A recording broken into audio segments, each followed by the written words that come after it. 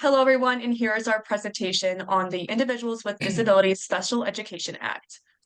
My name is Caroline Cole. I'm Ella Garvin. I'm Kendall Hemsath. I'm Jack Petty. And I'm Paulina Gallagher. So here is an overview of what we'll be talking about today. First, we are going to start with the policy summary. So this law was enacted in 1975. The Individuals with Disabilities Education Act provides free education for children with at least one of 13 disabilities. Before this, these kids were usually sent to separate schools. Currently, about 14% of public school students benefit from the IDS services. The IDEA Act decides who's eligible for services by the categorical definition of disability in the Act. And the definition states that a child is considered disabled and available to services if they have one of the below 13 disabilities. And underneath IDEA is a federal and legal right called FAPE, which stands for Free Appropriate Public Education. Free means that there will not be a financial burden to the families receiving these services. Appropriate means that each child is given a unique and individualized plan underneath their IEP, which will be focused on later in the presentation. Public means that the education of the students is supervised by the public schools and their specific IEP team. And education includes their special education as well as therapy, counseling, and sometimes even transportation, depending on the disability of the student. Next, the National Association of Social Workers has a code of ethics that standardizes the principles for social workers to follow. It has 6 categories: service, social justice, dignity and worth of the person, importance of human relationships, integrity, and competence.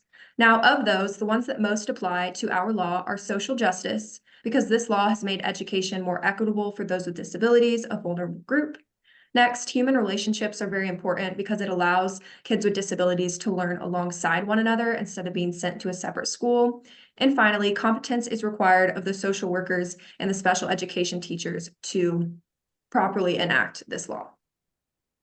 Okay, so going into a case example that we found from pediatric neurology, it was 2 examples of one Victor and Kevin. Victor, who has cerebral palsy and multiple disabilities, is supported underneath IDEA and FAPE.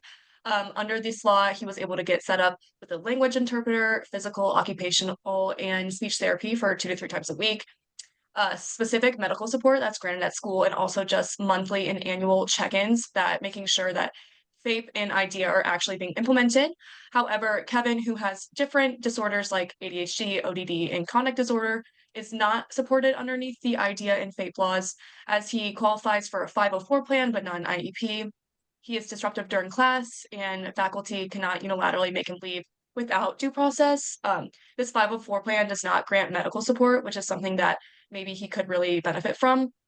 And it could even lead to suspension for 10 days, even if this suspension is due to his disability. So just kind of going into more detail about how important FAPE really is and IDEA really is into conducting these kind of situations. So kind of go into more opposing opinions on the IDEA special education law.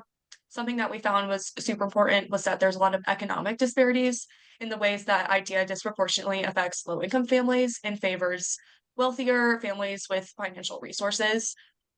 Again, it can be very, and there's gaps in the compliance among states too. The Department of Education recently determined that only 28 states were found to have met the IDEA compliance standards, which is very alarming. And also there's a lack of emergency procedures when schools fail to produce FAPE. IDEA lacks areas in emergency processes that are kind of more immediate intervention, leaving many children without services for extended periods, which ultimately widens these educational disparities. To make sure that students with disabilities get the help they need in school, the government gives help through 2 types of grants, the first of which being formula grants. These type of grants go to the state, and the state decides how to use the money to support special education and early intervention programs. Each state gets funding based on factors such as population and student needs. The next type of grant is a discretionary grant. This type of grant goes directly to projects like research, training, or technology. These grants help improve the overall education for students with disabilities. The money is mainly used for 2 things: earlier intervention services for students who need extra help with development, and special education services for students who need support in school.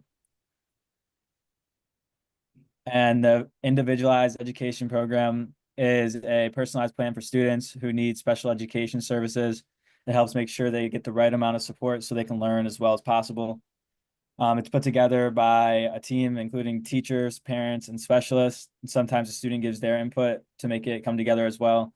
It includes learning goals, services, and accommodations like extra time on exams and homework. This is important because it makes sure that students with disabilities can learn in the least restrictive environment, which means they should be in regular classrooms as often as possible instead of being separated from all of the other students. So overall, an IEP helps students with disabilities get what they need to do the best in school.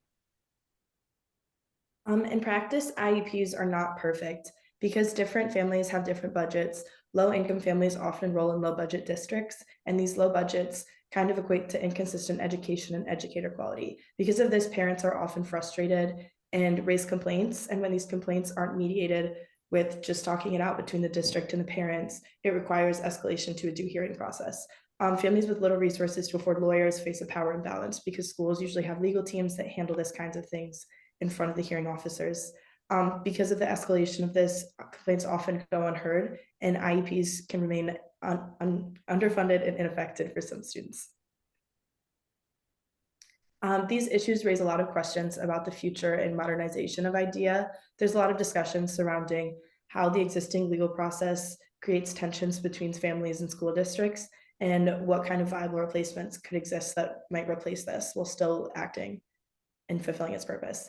The proposal of AI generation and curating and creating IEPs for individual students raises a lot of concerns. While it is a great idea in streamlining the process of creating these IEPs for the teachers and parents and specialist teams, it's hard to make it use as a tool without impersonalizing the program and taking away from each student's individual experience. Some of the inconsistencies in district funding due to school zoning and differences in budgets in different areas of the country raise issues for a lot of children. Should IDEA government funding become performance-based so that the students have an equal share of funding? Thank you so much for listening to our presentation. Please let us know if you have any questions and give us your answers to the discussion questions proposed by Paulina in the last slide.